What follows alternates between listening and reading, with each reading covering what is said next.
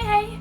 Det en stund siden jeg har lagt ut en video nå, og det en grunn til det, og grunnen at jeg har klart å ødelagt kameraet mitt. Eller jeg har ødelagt batteriet på kameraet mitt, som gjør at jeg ikke kan bruke kameraet uten at det er koblet direkte til strøm i veggen. Så jeg kan ikke ta med kameraet mitt ut, eller gå rundt med det. Og det ødela jo planene meg ganske mye da, for jeg hadde tenkt å lage vlogger og sånn, og det kan jeg jo nå ikke.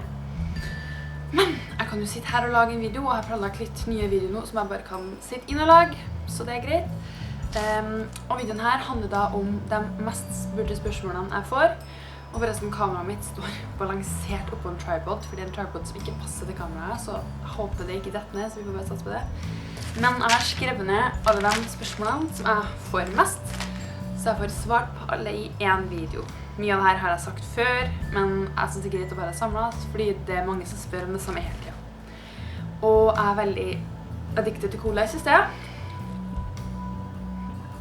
Så jeg vet ikke om tennene er litt sånn gult. De er ikke permanent gult. Det er bare akkurat noen av de cola.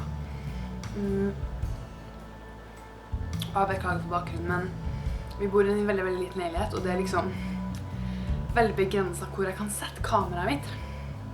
Så jeg får se om jeg klarer å finne en bedre plass etter hvert, men akkurat nå så blir det bare der. Ja, i hvert fall. La oss starte. Første spørsmål. Hvor bor du?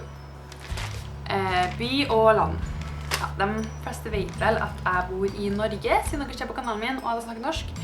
Men byen jeg bor i er Trondheim, som er den tredje største byen i Norge. Det er 180 000 innbyggere, cirka, tror jeg. Og det er veldig, veldig mye studenter her. Det er cirka midt i Norge, som er et veldig, veldig langt og tynt land. Så det er ganske langt herfra til hovedstaden. Cirka, ja, det er 54 mil herfra til hovedstaden da. Og det er ganske dårlige veier, så det tar... Hvor langt har jeg kjørt til Oslo? 6,5 timer. Så det er 6,5 timer fra Oslo. Og ja, de som bor i Trondheim har veldig annerledes dialekt enn de som bor andre steder i landet, og er veldig typisk Trondheim-dialekt. Kanskje litt penere enn mange. Jeg snakker ikke så veldig bredt, men jeg har ganske typisk Trondheim-dialekt, så hvis dere er interessert i norske dialekter, så er det i hvert fall denne dialekten som hører til byen her. Hvordan uttales navnet ditt? Navnet mitt uttales Stine. Hva er det beste å gjøre i Trondheim, byen du bor i, og Norge? For å være ærlig, så vil jeg kanskje ikke anbefalt Trondheim som en turistplass å reise til. I så fall så må det være at man skal være her i et par dager og så reise videre. Det er jo noen ting å se her som Nidarosdomen, som er en veldig gammel kirke. Munkholmen. Og så vil jeg absolutt anbefale å fære hit om sommeren. Og så skjer den gamle delen av byen. Generelt er byen her bygningene er ganske gamle. Bakklandet er veldig fint. Og eventuelt de nye delene som er bygd langs jeg husker jo aldri hva ting heter, vet du, men ja, mot Pirbadet. Jeg skal sette inn her hva det heter hvis noe lyst til å skje. Det er en vei som er bygd langs fjorden, som er veldig, veldig fin å gå. Eventuelt hvis man vil gå tur, så er det kjempefint å gå tur på ladestien. Men jeg vil ikke anbefale å være her noe mer enn 2 dager kanskje. Og det er veldig sånn, om sommeren så er det ikke en festby, fordi det er veldig mye studenter som bor her, og de reiser hjem. Men sånn resten av året så er det veldig mye sånn festing og sånn i helgene, hvis noen liker det, som jeg ikke gjør. Men hvis noen vil det, så er det en fin by for det. Og det er veldig mye unge folk her da, siden det er så mye studenter. Og det er litt fløt å filme, fordi døra mi er cirka 3 meter rett den veien. Døra til rett ut, og der vi bor i en studentby da. Så det er på en måte mange hus på rekke, så folk går rett forbi. Så hvis de ser inn her nå, så ser de at jeg sitter og filmer. I Norge så er det er jo ingen spesielt sånn storbyer i Norge. Eneste man kanskje sier at en storby, det er jo ikke en storby da, men Oslo, jeg liker ikke Oslo spesielt godt. Jeg synes ikke det er en fin by, jeg synes ikke det er en bra by å være i. Og den er ikke typisk norsk, synes ikke jeg. Så hvis jeg skulle ha valgt en by, så ville jeg heller få til Stavanger eller Bergen, kanskje. Det er i hvert fall fine byer. Eventuelt så vil jeg Norge kanskje landet du fer med mer for å se på natur, som se på fjordene og sånn, på Sør-Vestlandet. Nei, det er jo ikke Sør-Vestlandet. Vestlandet i hvert fall, og så Lofoten i Nord-Norge. Eventuelt se på Nordlyset. Det er litt sånn, mer sånn der ting å gjøre da. Kjøre litt rundt og se på natur. Vil jeg heller anbefalt enn å fære i by. Hvor lenge har du vært sammen med kjæresten din, og hvordan møttes dere? Jeg og kjæresten min har vært sammen i snart 3 år. Vi møttes, først møttes vi fordi jeg gikk i klasse med, eller var venn med og gikk i klasse med storesøsteren hennes. Så da møtte jeg jo han hjem til dem når jeg var på besøk til hun. Vi kjente jo ikke hverandre da, på en måte vi bare hadde møttes og sånn. Men senere så møttes vi fordi jeg trengte noen å trene sammen med, og jeg visste at han trener på det senteret som jeg tenkte å trene på, så jeg bare spurte han om vi kunne trene sammen, og så, ja, sånn ble vi kjent da. Hvorfor er ikke du veganer mer? Det er spørsmål jeg har fått veldig mye, fordi jeg laget veldig mye veganervideoer sånn før, og det er mange som har fått med seg at jeg ikke er veganer mer. Og det er ikke fordi jeg ikke mener det jeg mente før, jeg gjør det, jeg synes det er kjempebra når folk er veganere, og jeg mener alt det samme som jeg har gjort før.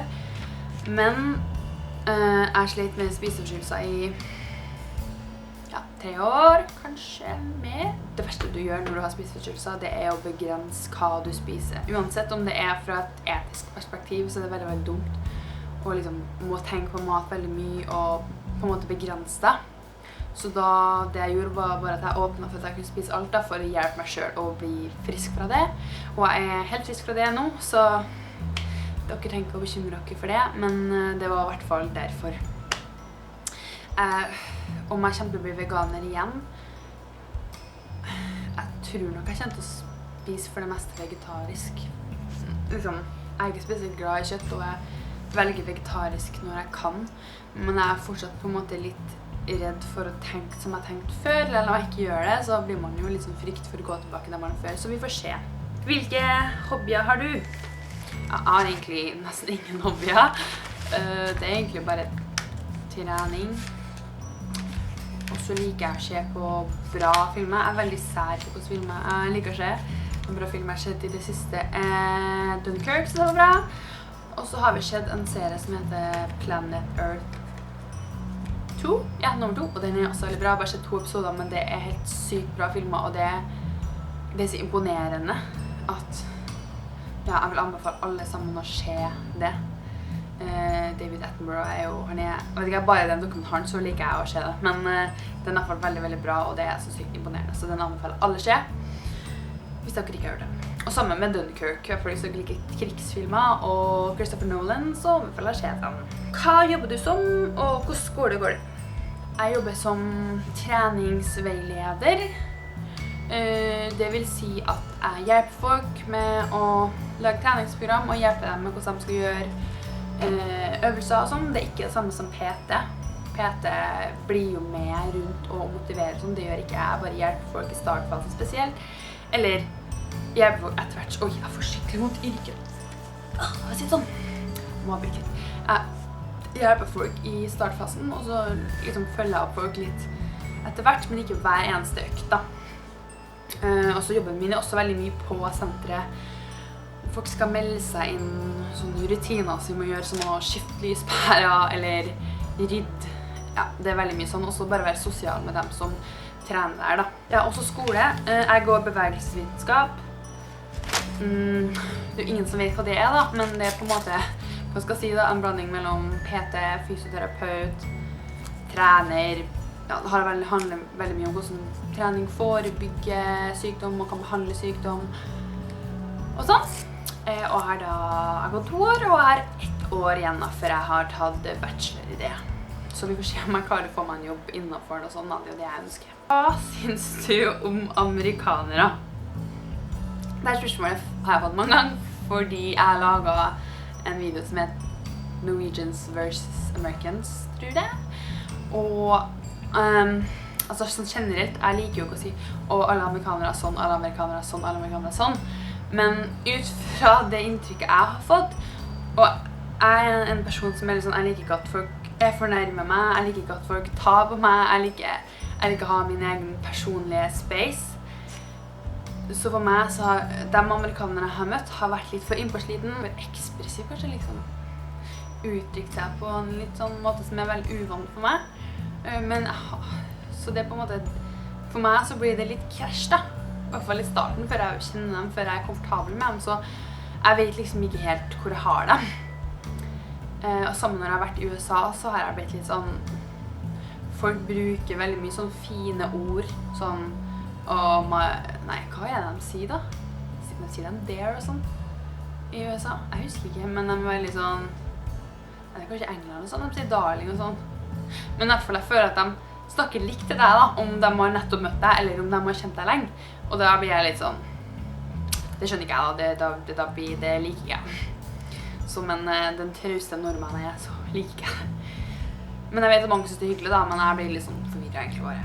Hvorfor liker ikke norskene svenskene? Norskene har veldig mange sånne vitser om hvor dum svenskene er, og de klarer ikke ting, og Norge er på en måte et bedre land enn svenskene.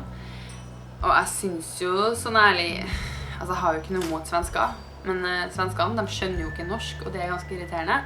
Veldig mange svensker skjønner ikke norsk, men vi skjønner svensk. Så når du er i Sverige, så begynner svenskene å snakke engelsk til deg. Jeg skjønner hva de sier, men de skjønner ikke hva jeg sier. Og det synes jeg er veldig irriterende, så jeg bare fortsetter å snakke norsk, for jeg føler liksom at forstår jeg det, så skal du forstå meg. Det synes jeg er litt irriterende, men generelt så har du ikke noe mot svensker. Det er veldig mange svensker som er i Norge og tar servitørjobber og jobber som ikke norske vil ha, basically. Ellers er jo norske og svenskene ganske like. Forskjellen, det er jo ikke noen store forskjeller. Ja, landet hvor vi har olje, de har industri, de har andre ting. Så generelt så misliker ikke norske og svensker. Det som irriterer meg, som sagt, det er det med språket. Har du noen dyr? Akkurat nå så har jeg ingen dyr. Jeg hadde hatt hunder og bodd igjen til foreldrene mine. Men hvor har du reist, og hvor vil du reise? Oi, jeg har vært i England 2 ganger.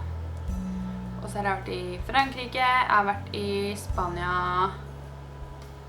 2 ganger, jeg har vært i Tyrkia, jeg har vært i Sverige og Danmark selvfølgelig. Danmark har jeg vært i 2-3 ganger. Finland, Russland, Polen, Latvia,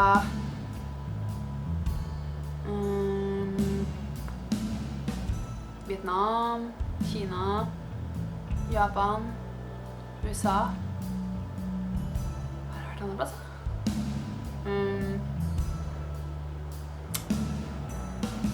Kan dette være flere plasser, men jeg husker ikke det. Jo, Luxemburg har jeg vært, og så er Skottland. Jeg tror det er det. Ja, det er de plassene jeg har vært i hvert fall, og jeg er litt lei av å reise i Europa, så sa jeg Japan. Ja, det sa jeg. Vi skal, i hvert fall meg og kjæresten min skal til Vietnam igjen neste år. Vi reiser litt mer nordover, siste gang så var jeg mest i Saigon i sør, så vi skal reise og være litt nordover. Og vi har også tenkt å senere fære til Kina igjen. Siste gang så var jeg sør i Kina, og nå har vi lyst til å fære til Beijing, og så har jeg lyst til å fære til USA igjen. Jeg vet ikke, det har aldri vært i Afrika eller Australia, men jeg vet liksom ikke helt hva. Jeg har liksom ikke så mye kjennskap da, så jeg vet liksom ikke helt hva jeg skal gjøre der. Så hvis noen har noen fine plasser man kan reise der, så er det bare tips som han det. Kanskje jeg er inspirert. Det er også et spørsmål jeg har fått mye. Hvilket land kommer kjæresten fra? Han har vokst opp i Norge, han er født i Norge, men foreldrene hans er flyktninger fra Vietnam. Så basically han er norsk. Foreldrene er vietnamesisk, hvis man kan si det sånn da. Og her er et spørsmål som, hvordan ble du fit? Det er ikke et ord som jeg liker å bruke om meg selv da, men jeg vil si at jeg er sterk, og så generelt bra form, og jeg vil si at det som er viktigst når du kommer til å bli fit, er å være konsekvent. Jeg har trent styrke i 3 år, og jeg har aldri hatt noen lange opphold. Til når jeg er på ferie, så trener jeg alltid styrke. Det er ikke snakk om å trene ofte, men i hvert fall få inn en økt. Når vi var i Japan, så var jeg 3 uker klart å få inn 3 styrkeøkter, bare for å opprettholde. Så det er det å være konsekvent hele tiden, og selv om man er veldig lei, så er det liksom bare det å opprettholde hele tiden. Heller trene 1 økt i uka enn å slutte. Det har vært min filosofi hele tiden, og det har jeg klart å opprettholde. Og så også det, jeg fokuserte alltid på tunge baseløft, markløft, knebøy, benkpress, ja, tren med frivekta, tren som en gutt, basically, ikke tren som en jente, ja, hip thrust, pull-ups, tren tunge ting som tar på store deler av kroppen. Og nå har jeg jo kommet til et punkt hvor jeg innsett at jeg er veldig svak i kjernen i forhold til resten av kroppen, så jeg trener veldig mye kjerne da, og endelig fått å bli sterkere i det. Når det kommer til kosthold, så spiser jeg akkurat det jeg vil. Jeg vet at jeg burde spise mer protein, men jeg er ikke noe glad i ting med protein i. Jeg er ikke noe glad i kjøtt, jeg er ikke noe glad i egg, jeg er ikke noe glad i ost, jeg er veldig glad i grønnsaker, og jeg er veldig glad i frukt og karbohydrater, så derfor synes jeg det er vanskelig å få i meg nok protein, så jeg vet at jeg ikke spiser nok protein. Men, altså, man må ha mye mindre protein enn man tror da. Det er så mange som tror at man må spise 200 gram protein hver dag, og det tror jeg er bare tull. Ja, jeg spiser det jeg vil, jeg prøver å velge sunne valg når jeg kan, men når jeg serverer kake, så spiser jeg kake. Jeg elsker kake, jeg elsker søtting, jeg elsker brus, jeg elsker alt som er søtt. Så jeg spiser det jeg vil, men jeg prøver å begrense usunne ting til, ja, ikke så ofte da.